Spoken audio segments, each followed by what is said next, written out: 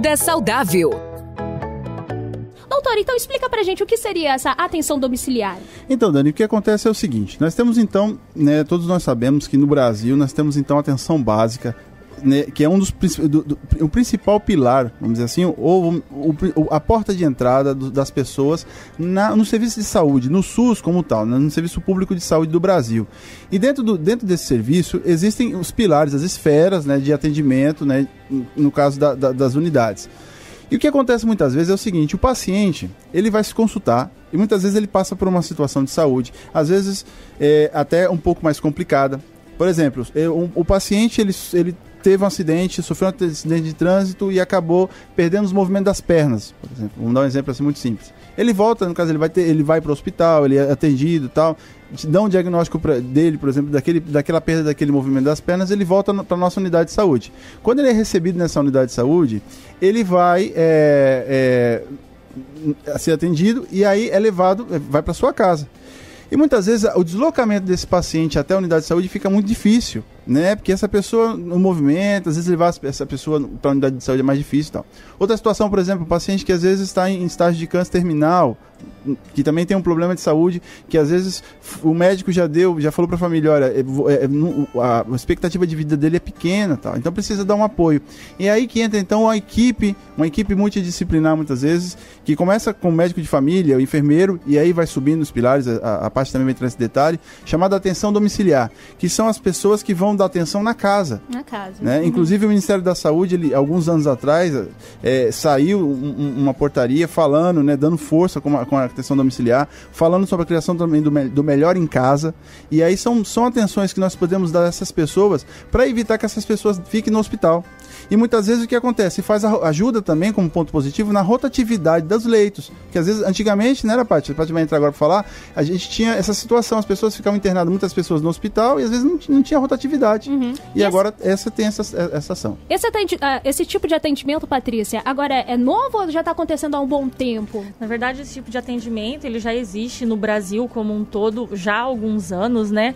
Como o Dr. Júlio falou, existe uma portaria ministerial que possibilita o credenciamento, né, dessas equipes multidisciplinar de atendimento em domicílio, né? E além do atendimento que a equipe de saúde da família já faz, né? Esse credenciamento que é mais novo, que é a equipe de saúde da família, né? E em alguns municípios existem, em alguns municípios não existem, mas de toda forma, mesmo o município que de repente não tem o EMAD, que é essa equipe multidisciplinar de atendimento, existe a equipe de saúde da família que faz o atendimento inicial, que tem dentro da alçada da equipe de saúde da família alguns atendimentos que cabe a ele, na verdade, né?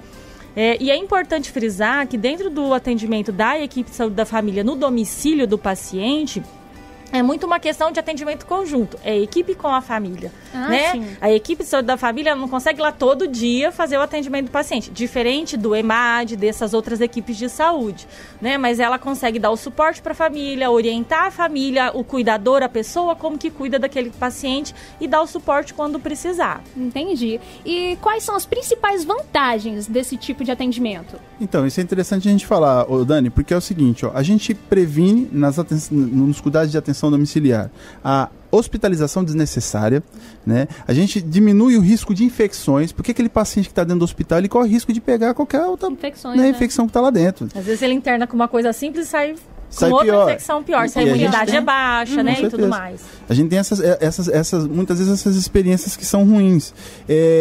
Outra coisa que a gente faz também, o recurso.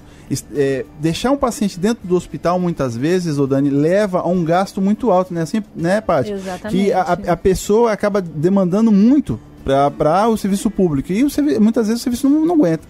Outra coisa também que a gente fala, que a gente consegue também fazer no caso, diminuir a superlotação dentro dos hospitais. Outra coisa também, a estrutura familiar.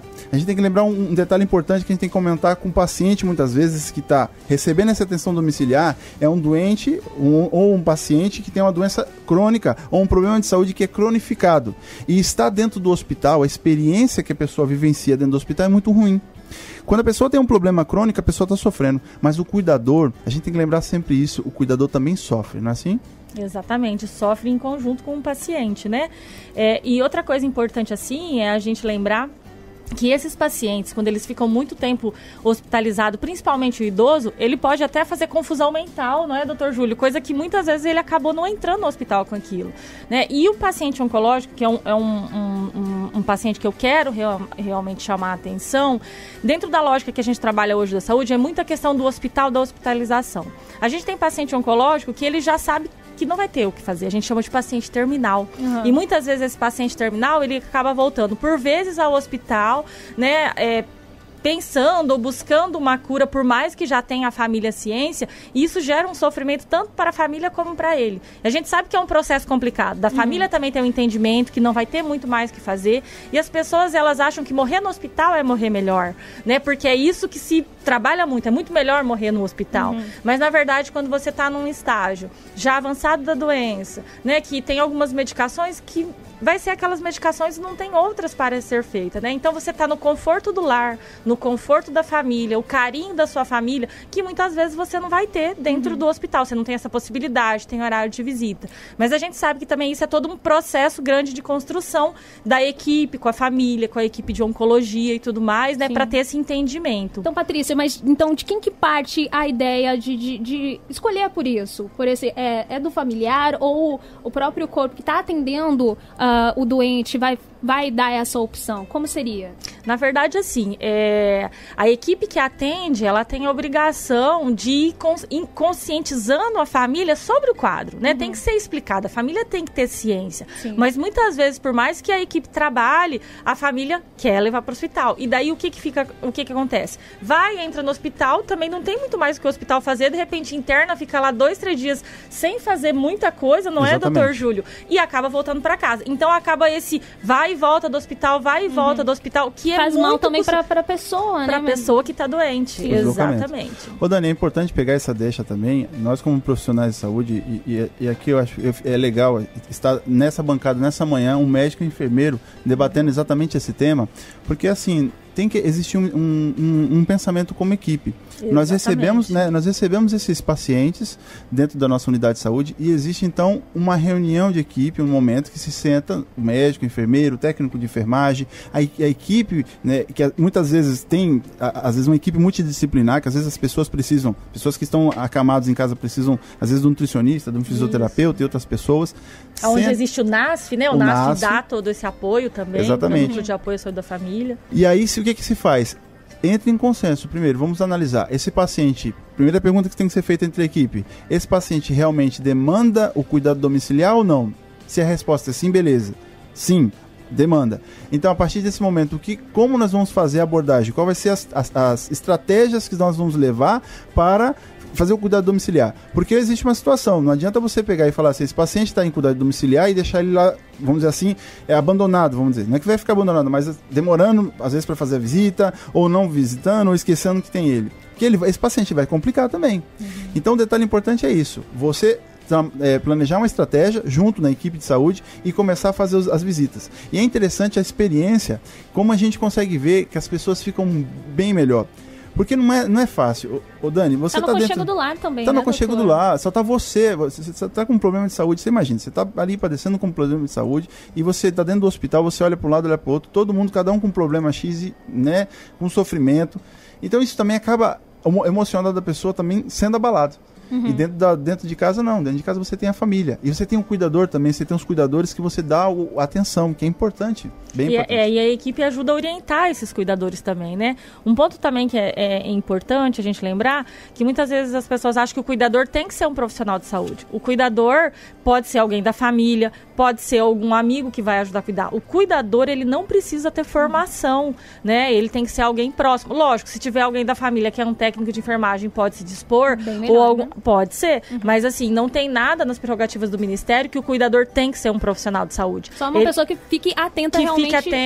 E que vá aprendendo conforme a equipe vai orientando, porque essa é a função da equipe também, né? Orientar a família como cuidar, e lógico, não vou orientar a pessoa a fazer uma injeção, porque não está dentro da competência dela fazer isso, né? Mas orientar em relação a cuidar de saúde, em relação à alimentação. Tem paciente que se alimenta sozinho, mas tem paciente que vai ter que ser alimentado. Tem paciente que usa sonda. Como é que põe o líquido na sonda para descer? ser. Não precisa ser um profissional de saúde para pôr o líquido na sonda. A sonda quem tem que trocar é o profissional, mas né, o alimentar é o dia a dia mesmo. E é bom também, eu acho que é uma boa opção, porque também a pessoa fica lá no hospital, ela tá lá sozinha, tem um horário de visita e tudo. Agora em casa, você vai ficar mais próxima do seu parente, né, do seu ente. Então, com certeza, é uma ótima opção por isso.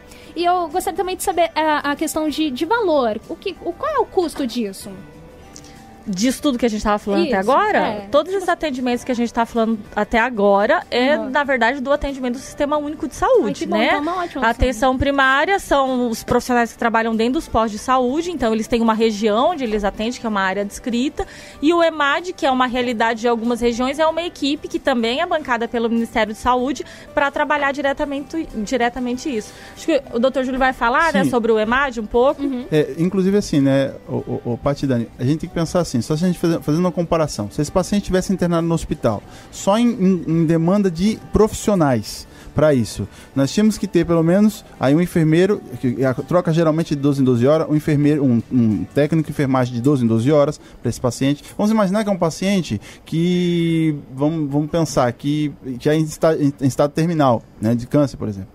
Um enfermeiro de 12 em 12, um técnico de enfermagem de 12 em 12 horas, um enfermeiro de 12 em 12 horas, um médico passando, mais a senhora que vai limpar o chão. Ou seja, é um compêndio de pessoas, é um custo altíssimo. Sim. E quando você está em casa, não, você tem o familiar. O que você vai desenvolver? Você vai levar a equipe até esse paciente. Essa equipe, claro, do Sistema Único de Saúde, que é onde a prefeitura ou o governo do estado vai custear, e aí vai dar todo esse apoio. Só pra gente lembrar, né Paty, assim, as pessoas que estão envolvidas, no caso do EMAD, que é a equipe, né, assim... Isso, multidisciplinar de atendimento domiciliar.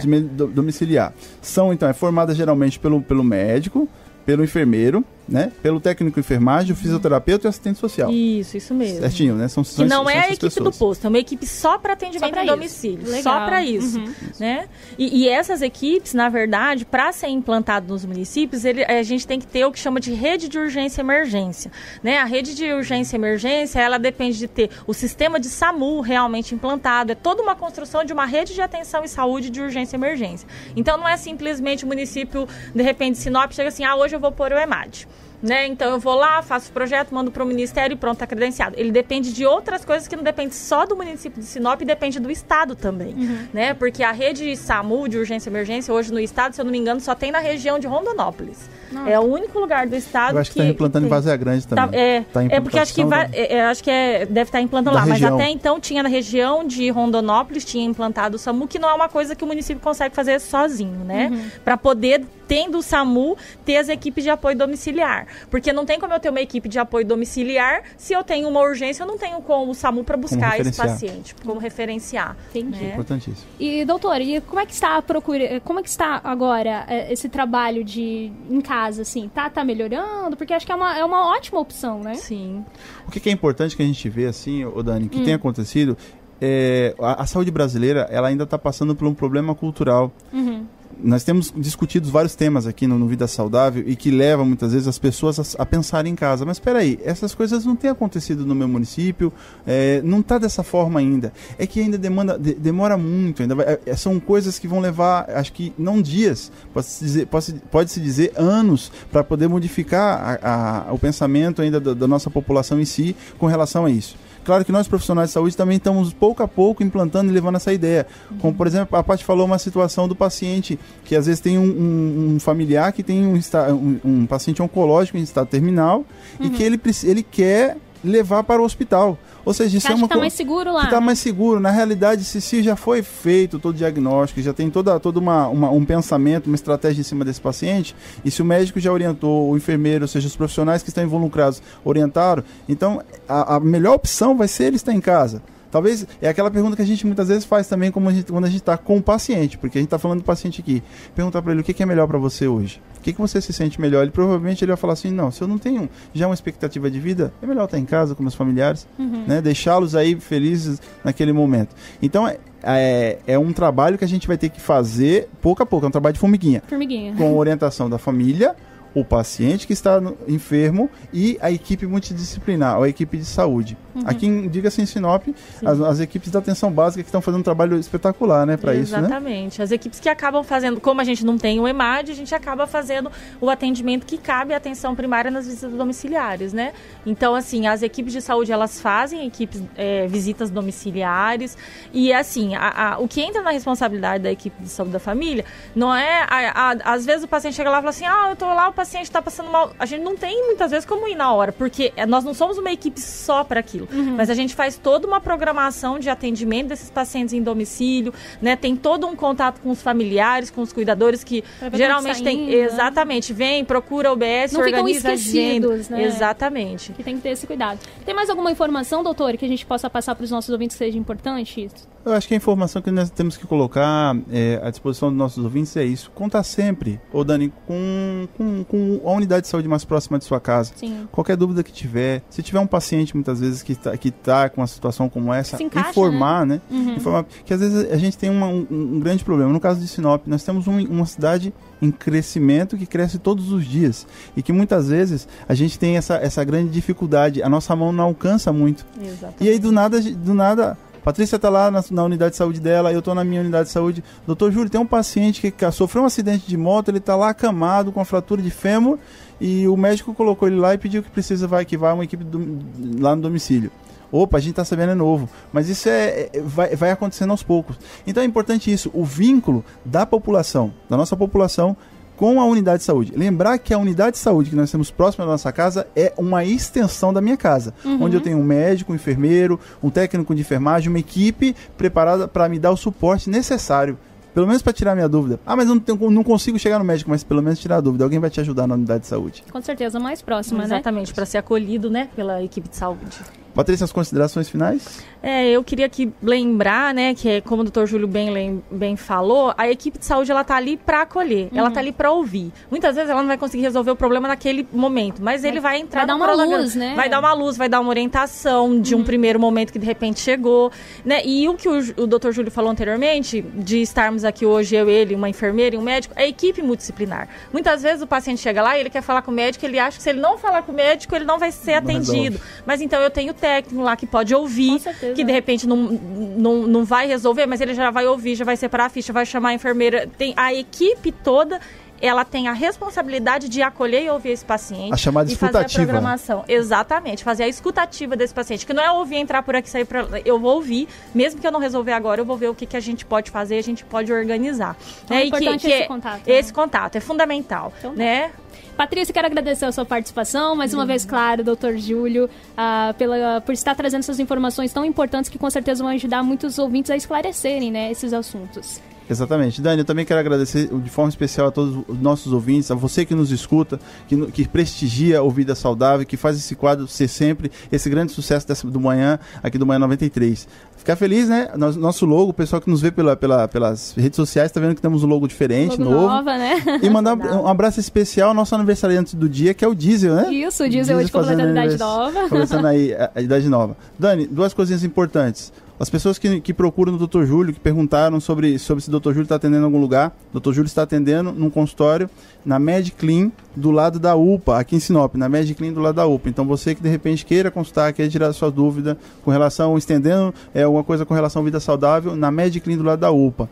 E lembrar que na semana que vem nós começamos março, dia 8, Dia Internacional da Mulher, e vamos com um tema super interessante. Vamos falar de corrimento vaginal. Dani, você já vai falar sobre isso? Corrimento vaginal? Sim. As mulheres sempre reclamam, né? Então vamos falar disso na semana que vem. Tá ok, então ficamos combinados. Patrícia, obrigada pela sua participação. De nada, obrigada. Muito obrigado, Patrícia, também.